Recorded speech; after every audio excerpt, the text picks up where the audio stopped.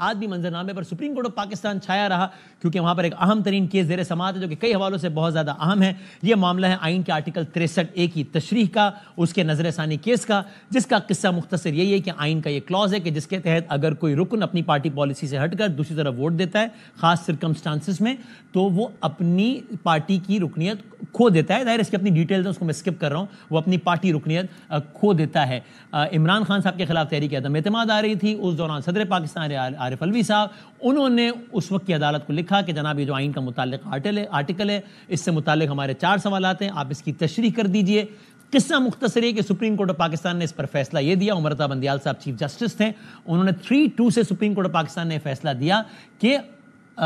Article 63A کی تشریح اگر یوں کی جائے تو غلط نہ ہوگا کہ کوئی بھی رکن اگر منحرف ہوتا ہے اور ووٹ ڈالتا ہے تو اس کا ووٹ کاؤنٹ ہی نہیں ہوگا،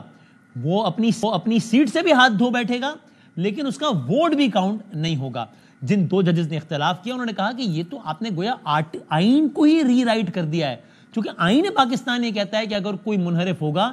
تو اس کا ووٹ تو ظاہر ہے کاؤنٹ ہوگا، ہاں وہ اپنی پارٹی رکنیت سے ہاتھ دھو بیٹھے گا۔ اس کے بعد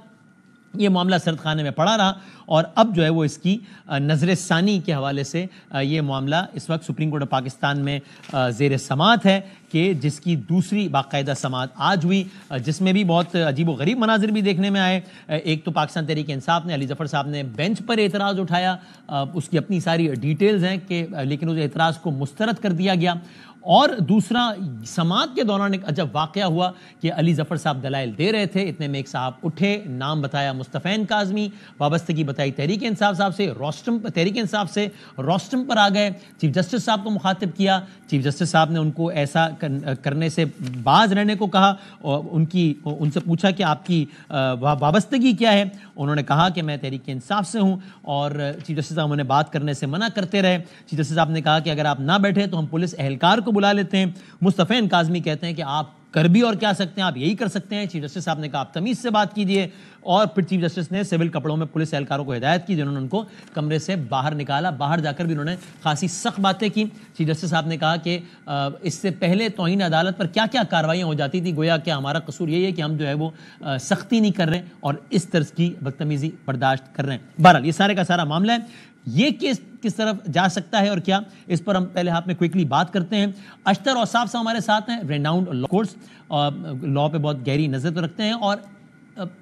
اٹارنی جنرل بھی رہے پاکستان کے، اور یہ کیس بھی جب اپنے بالکل اختتامی مراحل میں تھا، اس وقت پھر گورنمنٹ چینج ہو گئی تھی، تو اس وقت بھی سپریم کورٹ آف پاکستان میں بھی اشتر اوصاف صاحب نے اس کیس کا حصہ تھے، اور اٹارنی جنرل پاکستان جب ظاہر بیشتر حصہ کیس کا نکل چکا تھا لیکن اس حوالے سے بہت ریلیونٹ بھی ہیں، اور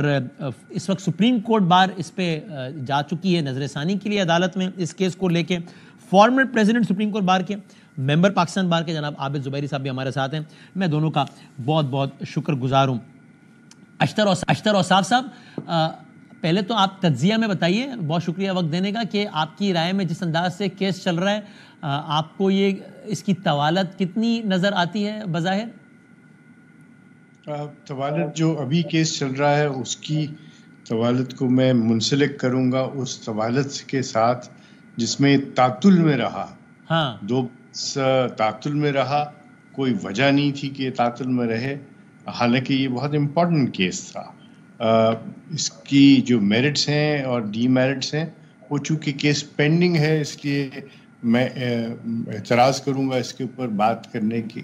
لیکن اس کا جو پس منظر ہے وہ آپ کے سامنے ہے، اور جو اس کی ججمنٹ آئی اور اس کے اندر جو ڈسینٹ ہے، دونوں باتوں کو جب آپ دیکھیں گے تو آپ کو نظر آئے گا کہ کتنا سٹارک ڈفرنس ہے، difference of opinion supreme court کے 3 ججز کا اور 2 ججز کا۔ جی ہاں، اس کے بعد جی بہت کانٹراسٹ ہے، اور اس کے اندر واقعی جو آپ نے اپنی انٹروڈکشن میں بتایا کہ اس کے اندر جو بات لکھی گئی ہے وہ یہ ہے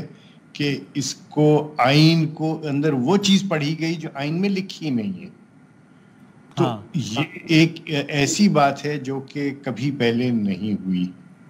اور اللہ کرے کبھی آئندہ بھی نہ ہو کہ آپ آئین کو ری رائٹ کر دیں اس طریقے سے